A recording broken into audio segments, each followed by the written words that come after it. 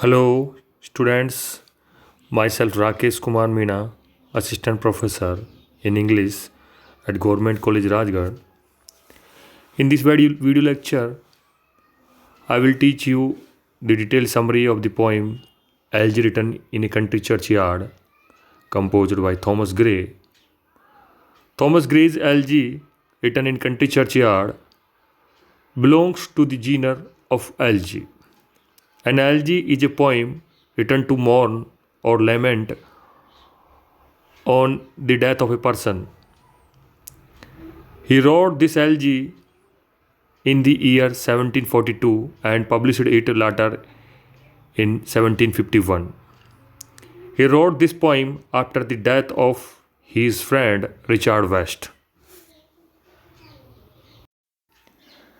It was the brief introduction of this poem, and now I am going to present the detailed summary of this poem. Elegy written in a country churchyard is one of the purest gems of English romantic poetry. It expresses Gray's sympathy for common people, his feelings for nature, and his love of rural life. Gray's elegy begins and ends with the personal note describing death and rural life. It also reveals his mastery of poetic style and art. The poem has all the features of 18th century transitional poetry. As precursors of the Romantic movement, Gray exhibits a deep feeling for nature. The poem begins with the description of a rural landscape in the evening when he was all alone.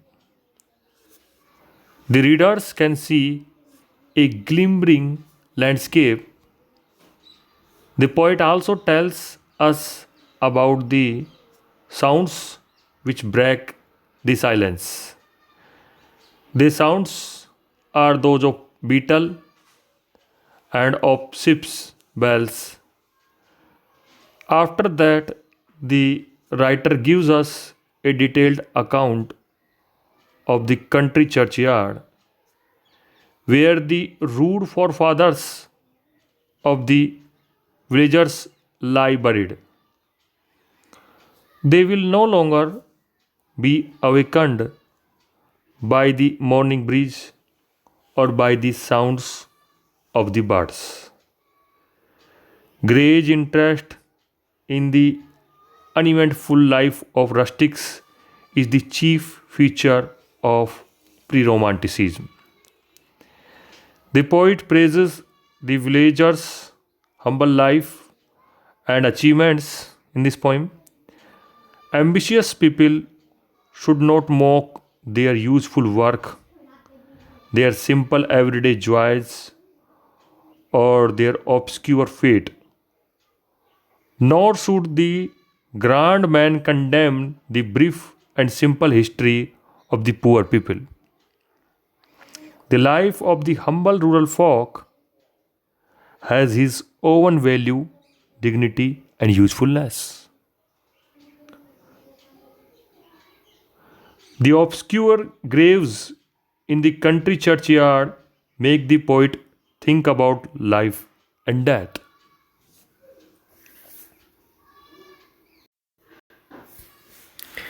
Death is the inevitable end of life.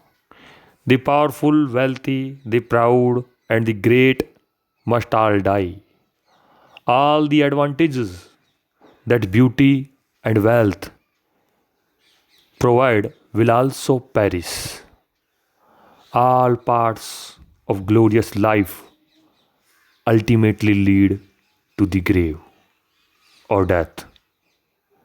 Man of aristocratic pride, political power, wealth, and beauty had no claim to ridicule the poor for not having splendid memorial for their dead.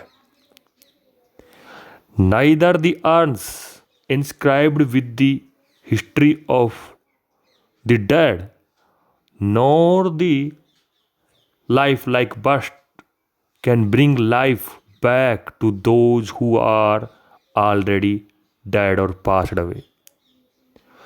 Words of flattery will have no effect for the cold years of earth or grave.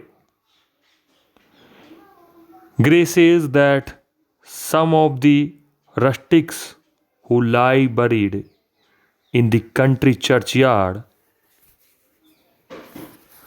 might have had great innate talents, but they did not have the opportunity to develop their powers. Therefore, they remained unknown. They are like the bright gems which lie unnoticeable in the dark caves of the sea. They are also compared to the desert flowers which blossom and waste their fragrance. If they got an opportunity, they would become as famous as Oliver Cromwell, Hampton, or Milton.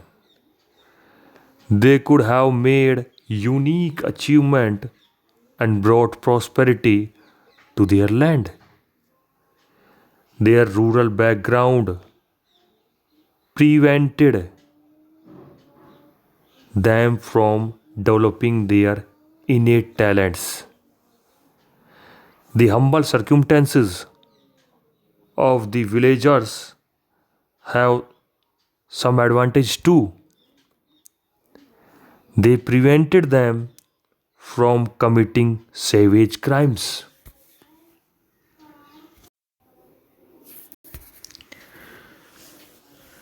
They did not shed the blood of others to come to power.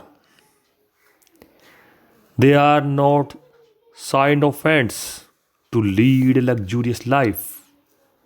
They spent their days quietly in the cool and secluded valley of life. Some frail monuments have been erected over their graves to keep their memory alive. Many verses from Bible are also being inscribed on their tombs. These verses teach the villagers to live a moral life and to meet death in peace. The poet says that our desires and feelings lie even in our actions.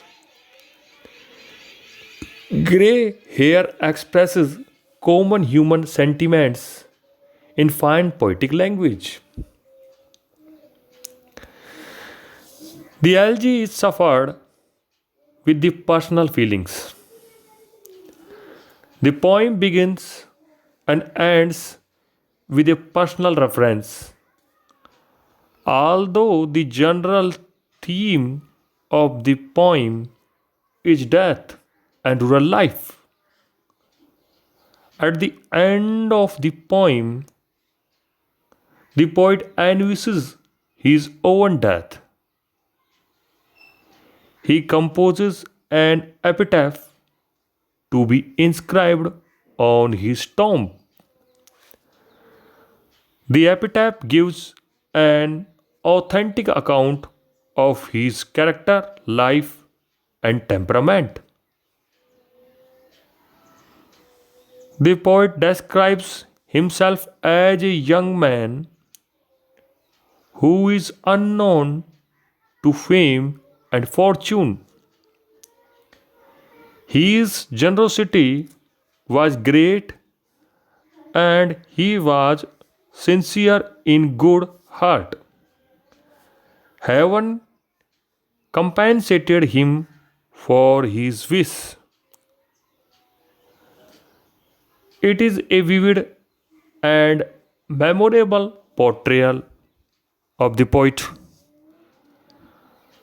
The subjective element and the note of sadness which pervades the poem are distinctive feature of the romantic poetry.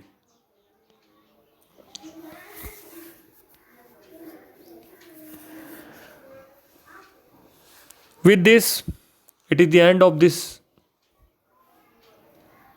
video lecture. Thank you. I hope you will enjoy it.